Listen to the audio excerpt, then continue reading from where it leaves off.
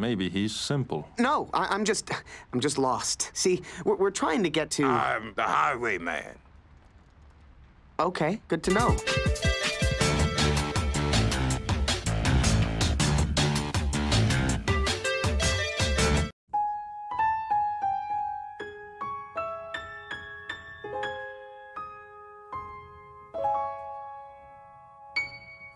Led through the mist by the milk light of moon, all that was lost is revealed.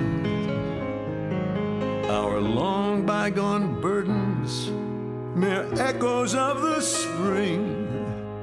But where have we come, and where shall we end? If dreams can't come true, then why not pretend? How the gentle Happy early or late Thanksgiving, you fucking cute people, you. It's your boy, D-Dubman, of ReviewYaLife. Today's video feels a little special to me, because I will be reviewing something a bit on the serious side, which will be the weekday premiere of Over the Garden Wall. Do you hear that? Yeah.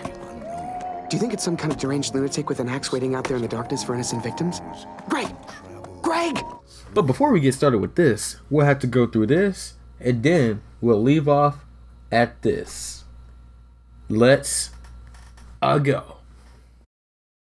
Let's start the tale with New Jersey-born Patrick McHale, aka Generic White Male 27. He's best known around 2007 for writing and storyboarding for the cartoon renaissance classic Flapjack, more notably Punsy McHale, which was based off of him and his appearance. Now, little is known about this guy before joining Flapjack, and trust me, I went through as many interviews as I could, but the little information I've gathered is that right after college in 2006, at Cal Arts I'm assuming, he had this idea for a grimdark series called Tome of the Unknown that he's been cooking up for quite some time. He had so many future plans for it if it were to be picked up, like 3 seasons, a feature-length movie, you know, all the fixins. But little did he know, he needed a little experience under his belt before waltzing into CN headquarters with ideas. So basically, Cartoon Network was like, boy, if you don't, and waited for him to build up his portfolio a bit before asking again.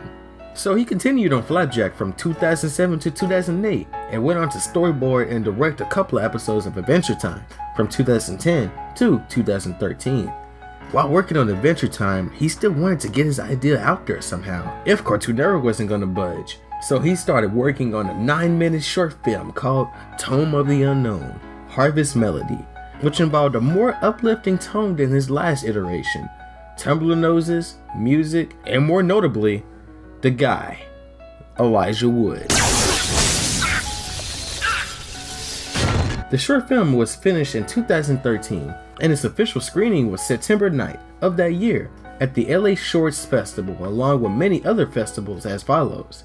Upon all the hype of all the festivals viewing the production, Cartoon Network went ahead and gave McHale another go at the idea, in which he gladly accepted, but on one condition: he had a deadline, which means he couldn't do entirely what he wanted, but he worked within his limits. So only about a year and a half of production time, he managed to make 10 15-minute episodes of his newly named creation, Over the Garden Wall. And promos for the November 3rd, 2014 premiere was all throughout October, getting us geared up for the showing.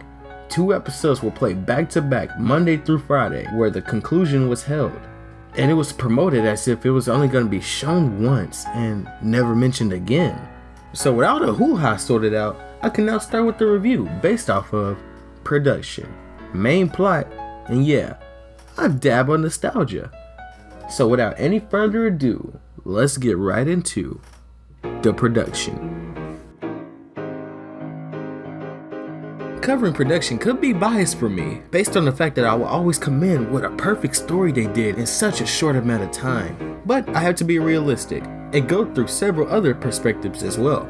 Right off the top, Over the Garden Wall will not be watched by any 6 to 12-year-old. Post Over the Garden Wall hype maybe, but not when it first aired. Yes, Over the Garden Wall is a cartoon, but it's more of an experimental art piece than anything. Tell you what, I'll make it easier for you. If you continue to watch Steven Universe after season 1, then yeah, you will enjoy Over the Garden Wall. The production is just the icing on the cake, really. I could read a book of this show without any fucking pictures, my boy, but then that would mean I would miss out on animation like this. I'll knock you out, drag you off the road, steal your shoes from off your feet, and then Highwayman, when I'm making. Now with that aspect out the way, the show really looks like a standard modern day Cartoon Network production. But there's a few things that might make it stand out though. Visuals and sound design are two major keynotes that I like to cover. I really enjoy the vision blurs on the edges, and the lighting, and the overall atmospheric projection of the show. Like based off of any scene you're looking at in the show, you know how the weather is just by looking at it. Art design is really where the show pops though. Upon looking at the promos and stuff, I thought that the show was gonna generally be boring due to all the browns and darks I saw. And I was 17 in high school, so that tells you where my attention span was at the time. Watching Filthy Frank, saving reaction images to my phone, god damn. I'm very glad I didn't attempt this channel at that age. Anyway, the opinion I had at the time was probably similar to a lot of others. It looked boring, therefore why watch it? Because it was different. Which was one hell of a ratings risk if you ask me. Sure, the look of it may be yawn, but the writing really makes up for it. And once the writing grabs you, the overall scenery will as well. Nick Cross will forever remain the GOAT for the backgrounds and aesthetics of this show. All McHale had to do was give him his vision and he just ran with it because he's aware of his powers. And the music is no different. The blasting company really outdid themselves with setting the mood for this masterpiece with their symphonies. Just listen to Potatoes and Molasses and you'll see what I'm talking about. Voice acting in Over the Garden Wall isn't as rural or outlandish as you think. Like they don't talk like they're in a play or overdo their roles. The main characters talk like me and you talk, but they're in the late 1800s world, so they're just reacting to stuff accordingly. Except Ward. Goddamn, Ward is such a drama queen when you first meet him. So you know Elijah Wood gave it his all. Along with Colin Dean playing Greg, the over-optimistic half-brother of Ward. You may know him more as Tiffany from Adventure Time, or even more as Lincoln from The Loud House. Melody Linsky played Beatrice, the bird with common sense. Christopher Lloyd played the woodsman, hot damn. The guy who sung the Love Boat theme voiced Greg's frog, his singing voice to be more certain. And Tim Curry is in it as well, but you'll instantly know who he is the second you hear his voice. But long story short for production, McHale had his show planned from the beginning, and having it all come into fruition was a big step for him. At one point he had 18 concepts for episodes planned, but he didn't want to get ahead of himself with time constraints, and it still came out beautiful. So following that, Over the Garden Wall's production gets an 8 out of 10. Guilty of trespassing, destruction of property, disturbing the peace, and murder. Murder? Oh no, not murder. But for those other crimes, I sentence you to a few hours of manual labor. Wait, what? Really? That's it?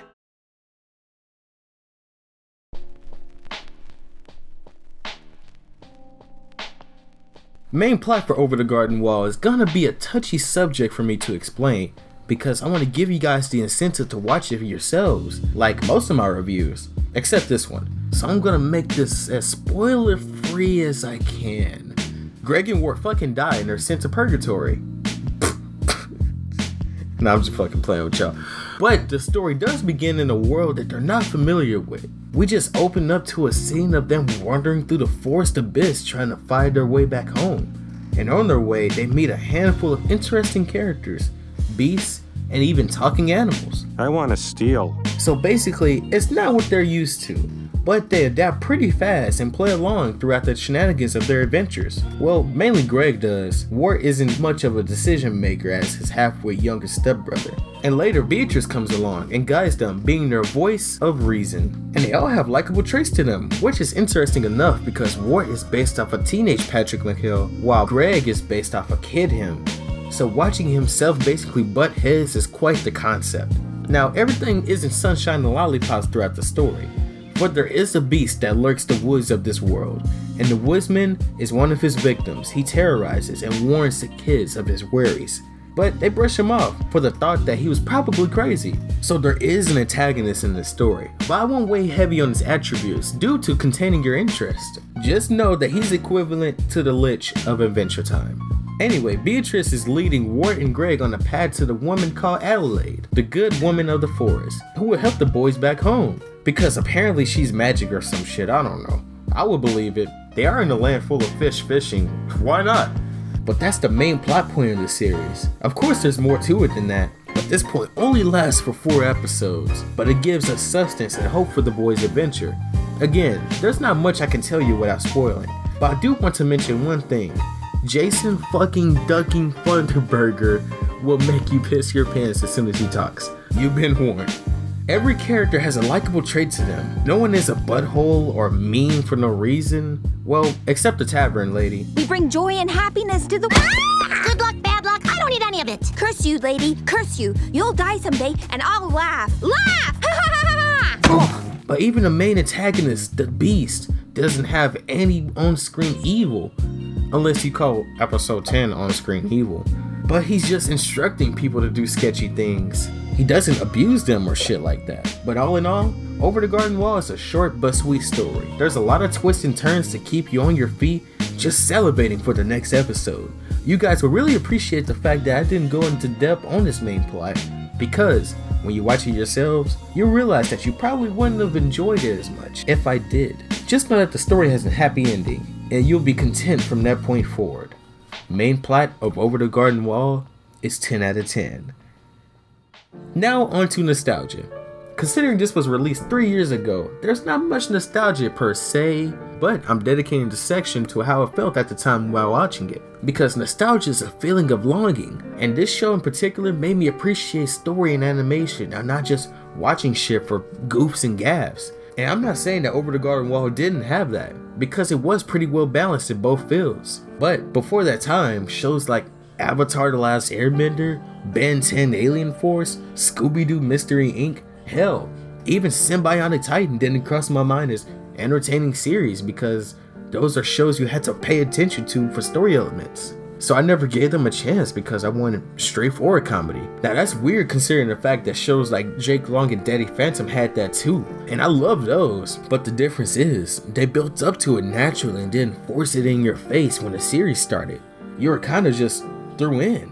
That's why I always envy the people who call Steven Universe retarded, because it doesn't know what it wants to be. And yeah, that's true in some cases, but think about the stuff you used to watch in the past, and you'll see the same structure. The only difference now is that the internet has a bigger voice than back then, so public opinions matter when there's a grand majority making fun of it. Which brings me to another topic. The internet is treating Over the Garden Wall way better than I thought it would. Instead of being the chaotic neutral of Steven Universe and Gravity Falls fanbase, everyone just treats Over the Garden Wall as a good show, and that's honestly how I wanted it. I mean, it made it to the cosplay and fanfiction phase, but nothing too major for people to hate the fanbase. And don't get me started on the theory videos. People build channels on that shit. Just accept the series for what it is, guys. A masterpiece. Over the Garden Wall was McHale's cheat method on making an animated movie, and Cartoon Network happily let him attempt this, probably even knowing the risk of the ratings too. And boy, was it worth the try. Nostalgia for Over the Garden Wall gets a Highwayman out of 10, thus concluding my review. Patrick McHale went on to have a son and ride upon the success of his series, selling additional merchandise and creating art books, and apparently he'll be a writer in an upcoming Pinocchio stop-motion film by Guillermo del Toro. So I'm looking forward to that dark shit, Cuddy. but I will always commend McHale on overcoming the odds of such a short series and making the best out of it. Newer shows on Cartoon Network also have done similar tactics to get their foot through the door. Long live the Royals, to be more precise. So this may be a recurring trend to make us appreciate what animation is all about. Follow me on Twitter to know the real me. Check out the latest episode of Chillcast. I was on the Mega 64 podcast the other day, embarrassing myself. Wow. Talking about Vor. What? Oh, God. And subscribe for more cool videos like this one. It's a rock fact. This has been D-Dub in a Review Your Life, and this video is sponsored by Channel Frederator. See you!